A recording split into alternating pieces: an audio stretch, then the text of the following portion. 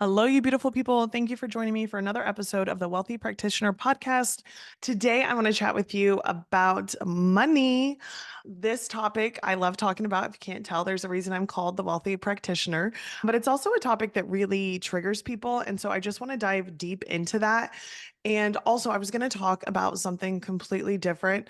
We just had Dr. Jen Santos on the podcast, and I really wanted to go a little bit deeper into what it looks like to have a maternity leave or how to prep your practice for that, what I did for my maternity leave, what to do if you're going on like a long vacation. I had clients who have done 2 weeks in Europe for their honeymoon and how we prep their office for that. But I have to be honest, the topic didn't really excite me when I woke up this morning. And I was like, oh, I just don't want to record about that. And so that's one thing that I do in my life and my businesses and everything is like, I really only want to do things that feel super, super aligned.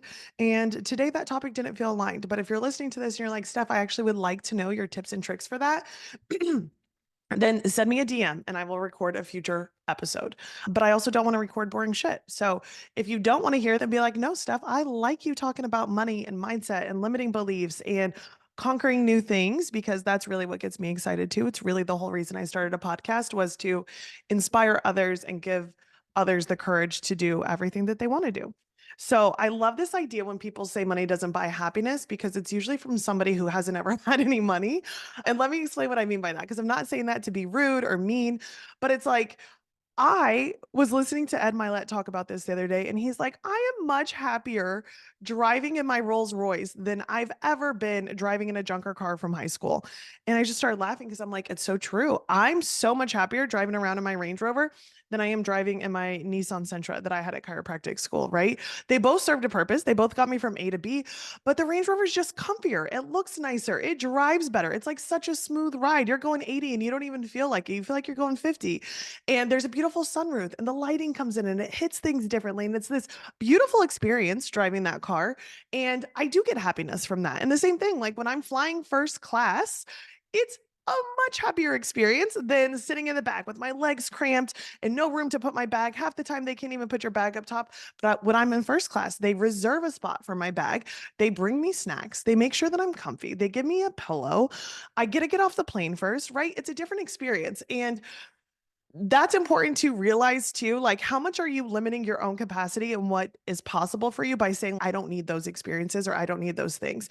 And you might be somebody who's, guess what, Steph? That doesn't do it for me. That doesn't get me excited at all. Cool. As long as you know what gets you excited, it doesn't have to be that. But let's not get it twisted and say that money doesn't buy happiness because it can buy happiness. If you were sailing across the Mediterranean Sea on a mega yacht, you don't think you're going to be happy in that moment.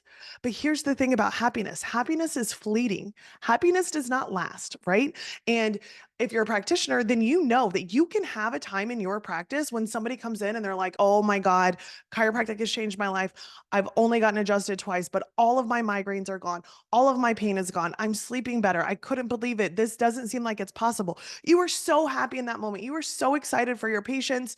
You were like, this is incredible. Chiropractic's going to save the world. And then in the next instance, you can have a patient come in and tell you that their mom passed a week ago or that they had a miscarriage.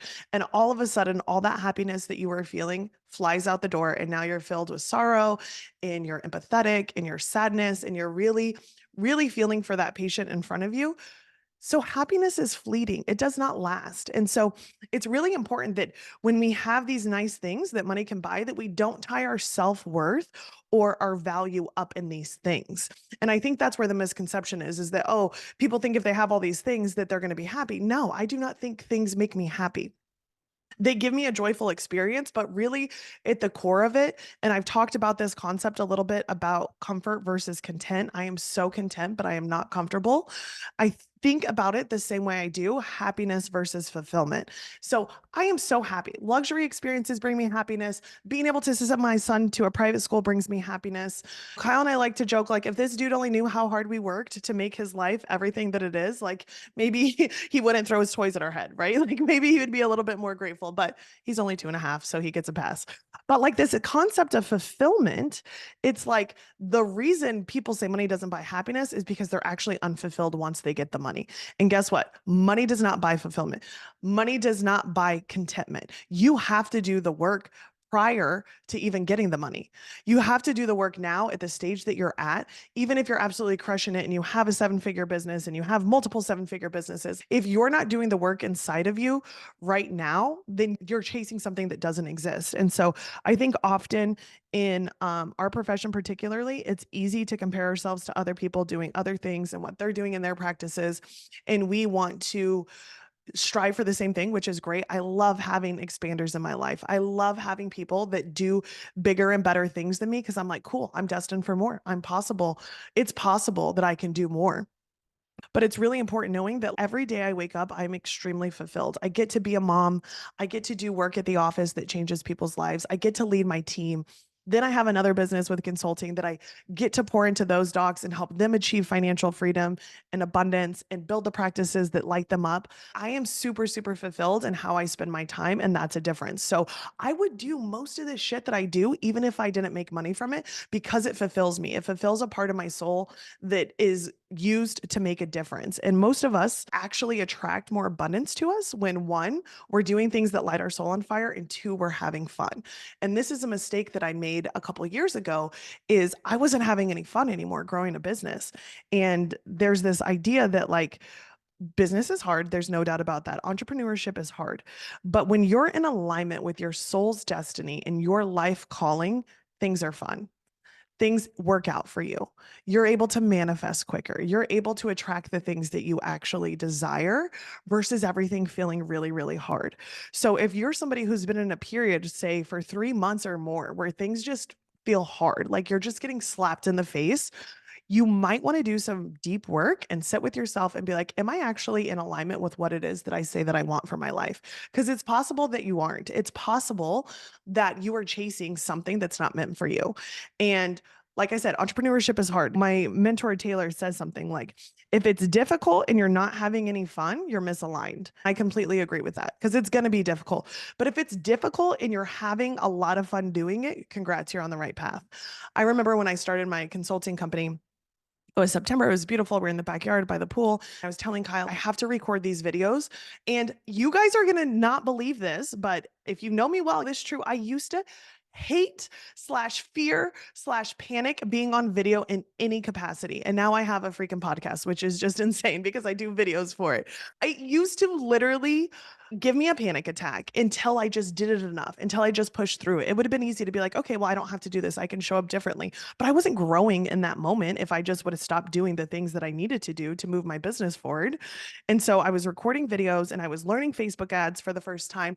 And I just looked at Kyle and I was like, why am I even doing this? I have a good life. I have amazing businesses. I have an amazing family. Like, why am I putting myself through this kind of turmoil where it feels like I can't figure it out? It feels like it's never going to work out. And literally 2 weeks later, things all just started to mesh and flow. And I had huge moments of breakthrough, huge moments of clarity. And I was like, oh my gosh, I'm so glad I didn't give up. And I've talked about this before, but like you find out who you are in the moments where it feels like it's all falling apart. You find out who you are and what your character is made of and what you're capable of during the shit storms. It's not when you're flying high and you're on top of the mountain and you're like, oh my God, I just made so much money this month and I just went on vacation and I just had the most beautiful baby and I just met the love of my life. You don't find out who you are in those moments. Those moments are great, but those moments are fleeting, right? Those moments don't last. And then you're faced with real life. And when you're building a business, you get hit a lot of times with a dose of reality. And so you find out who you are during those moments. But if you're finding that your business is difficult, and you're not having any fun, you're likely misaligned. If it's fun, but not difficult, you're probably not really growing nor expanding, right? It's like, oh, this is fun, but I haven't had any challenges in my life the last couple of months. I haven't had to overcome anything. You're probably staying exactly where you are, and you're going to be exactly in the same place 2 years from now, right? I had a friend say to me one time, and I love her dearly, and we just have very, very different lives. But she said to me one time, your life just looks hard and I like my easy life. And I'm like, that is amazing. If you want a simple life and you really don't want difficulty, you should absolutely do this. I actually saw Gary Vee post about this too. He was like, if you want simplicity and you don't want challenge, and you're good with mediocrity, like you should pick somewhere in the Midwest that has a super affordable living, and you should pick a 9 to 5, and you should show up every day, and you should take your 2 weeks of vacation and no bonus and no commission, and be very, very happy and content with that. There is nothing wrong with that whatsoever. And I want to be abundantly clear. If that is you, I am not hating on that, because I think it's beautiful that you know yourself and what you actually want. Because there's a lot of people doing shit out there that they have no idea what they're working towards. However, I am not the type of person that's going to build that kind of life. I'm the type of person who wants more. I want more of myself. I want more of my family. I want more of my team, because I know we're all destined for really, really great things. And if you're listening to this and you're like, oh, Steph, I don't really feel like I have a special thing, it's like, yes, you do.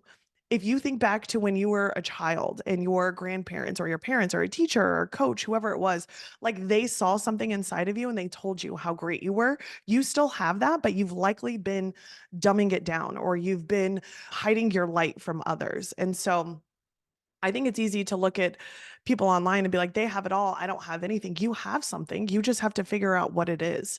And so when you're building this life and you're building these businesses, the key thing that I want you guys to remember is you have to be happy while you're doing it. It doesn't mean you won't face adversity. It doesn't mean that it's going to be easy, but you have to be happy at the end of the day when your head hits the pillow. Like, are you proud of yourself? I am so proud of myself. I make mistakes every day, but when I fall asleep, I'm like, damn, girl, you are doing it. You are showing up, even when you don't feel like it. You are doing the work, and you're calling yourself out when you're not doing the stuff that you need to be doing. And I think that's the greatest gift that we can give ourselves. And so, to tie it back into the money aspect, money comes when you're aligned. Money comes when you're proud of yourself. Money comes when you've done the self work. Money, listen, go back to episode 3 and listen to your self worth determines your net worth, because I 100% believe that to be true. Money comes when you're doing your life purpose and you're following your life calling. And something that I wanted to make sure I mentioned on this episode is, about a year ago or so, I brought in a human design expert into the mastermind, because I think the more that we learn about ourselves as humans, as parents, as leaders, as chiropractors, as business owners, the more we can build a life that we're aligned with. And so I really love human design for this reason. So I'm a projector, and I'm meant to be teaching others. I'm meant to be healing others. I'm meant to be leading others. And so a chiropractor and a coach are like the perfect careers for me. I'm so glad that worked out the way that it did. But whatever you are, you're likely capable of achieving really great things if you follow what you're called to do and if you use your strengths in that manner. So if you're listening to this and you're curious about human design, I am happy to share our part 1 human design training with you. Just shoot me a DM on Instagram and I'll get my assistant to send it over to you. But I really think the more work we do, and it's so funny because I have a couple clients and they're men, and they come on and they get in and we're talking about all the resources that they have for them inside of our membership. And they're like, oh yeah, I'm not going to do the human design. I'm not really into that. Like my wife can go. And I'm like, okay, sure. And then next thing you know, like 3 calls later, they're like, oh my God, yeah. And so like my human design says this. And I'm like, yeah, you guys think it's a bunch of woo, but once you dive into it, like it helps you build the life of your dreams. You should really focus on these things. So if you're at all curious about that, I would love to share that training with you. I think the more we can do on ourselves, the better. And that's all I have for you guys this time. I have some amazing, amazing guest speakers coming up. I am so pumped about them. I've already recorded the episodes and I think you're going to love them. And I just am so grateful for each and every one of you that shows up every week and listens to the podcast. If you haven't left us a review or rated the show, I would be so grateful. We're almost coming up on our 1 year anniversary in June. And that's crazy that I've even been doing this for 9 months. So if you haven't left us a review yet on Spotify or Apple, please do. I would be so grateful, and I will see you next week.